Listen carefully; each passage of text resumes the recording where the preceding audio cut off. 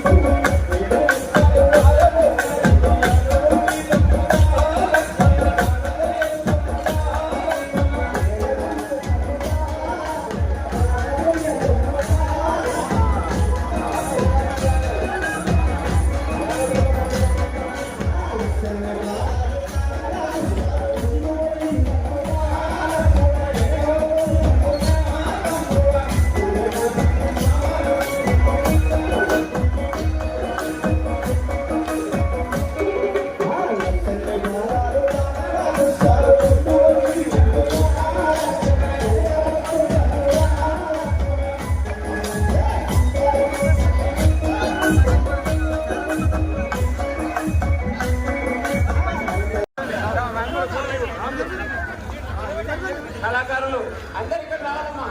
సుంకరు ₹1000 కానుకలు సమర్పించారు. వారి కుటుంబాన్ని వేణుగోపాల స్వామి ఆయుర ఆరోగ్యాలతో